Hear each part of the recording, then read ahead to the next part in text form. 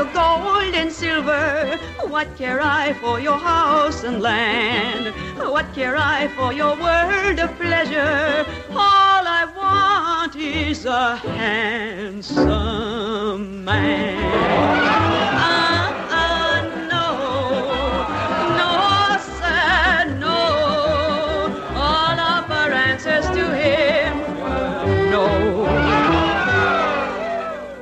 Madam, you seem to boast on beauty.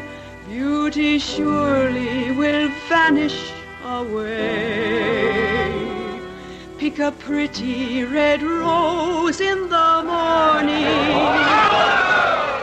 and by noon it will fade away.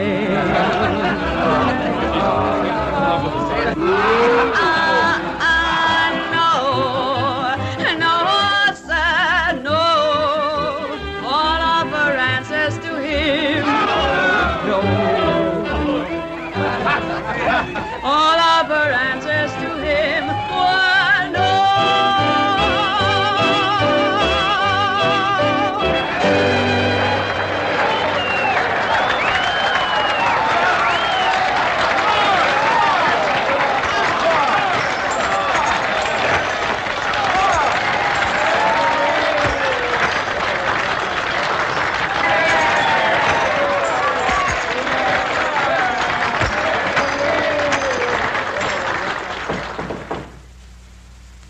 It's open. Come in.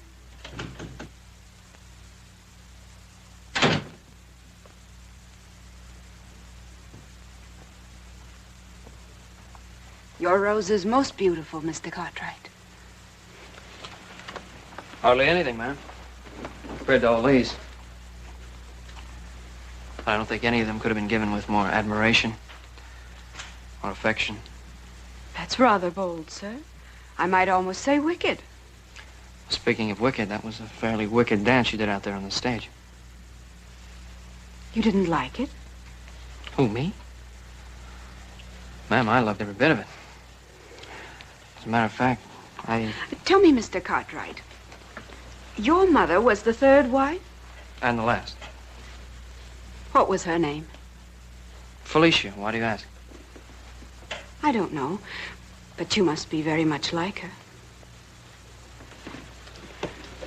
Where did she meet your father? Pa took a business trip down to New Orleans. Guess he made out better than he ever figured he would. New Orleans. I might have known. Hey, Grandpappy served under the pirate Lafitte till he got... You mean to say your grandfather was hanged? How awful. Well, ain't a bad way to go, man. When you're 82. You ever been in New Orleans? New Orleans. I've been there dozens of times. Oh, I'd give anything if I could go to New Orleans. My mother used to tell me about it before she died.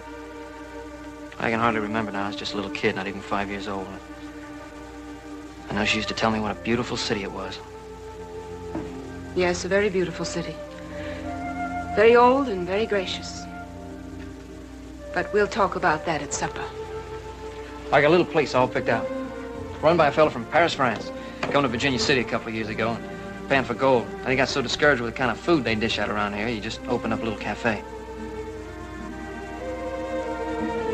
What's the matter, man? Don't you care for French cooking? I love French cooking. And I love French wine. Here, let me pour you some.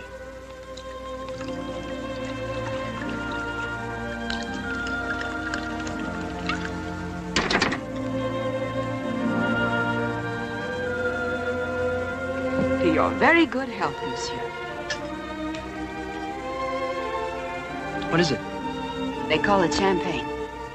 It's the only thing I drink. It tastes pretty feeble to me. It'll catch up with you. But then at $50 a bottle, it should. $50? Well, this stuff's expensive. Everything I have is expensive. My hats, my shoes, my furs, my gowns, everything. And money must be very important to you. The most important thing in the world. That's what enchants me so about Virginia City. I can watch them dig it here, right out of the ground.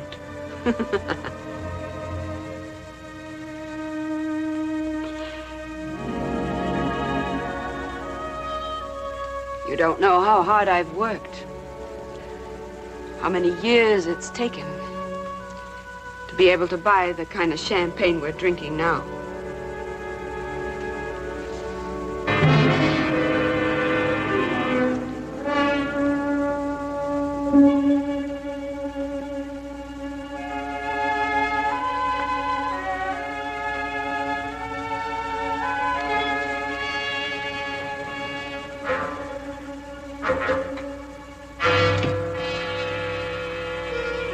Joe, why would your father let them cut down those trees? They'd be willing to pay anything he asked. The trees? Who wants to know about the trees? They need those trees. Without those trees, they can't keep their mines going. And without those trees, we can't keep the land going. You expecting any visitors, ma'am?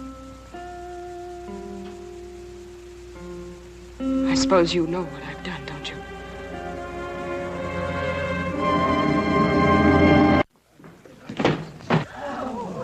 Where is he? Where's my son? May I ask you, Mr. Cartwright, to address whatever questions you may have to my friend, Langford Poole. Mr. Poole, as you well know, boasts 12 notches on his gun. Would you care to try for 13? Go home, Cartwright. Go home before I kill you. You tell me to go home? You, with the smell on you of the charnel house, of flesh rotting and stinking in the sun? You're gonna die for saying that to me, old man. You're gonna die. You have any argument, Poole? You don't have it with my father. You have it with me. One Cartwright is just about the same to me as another.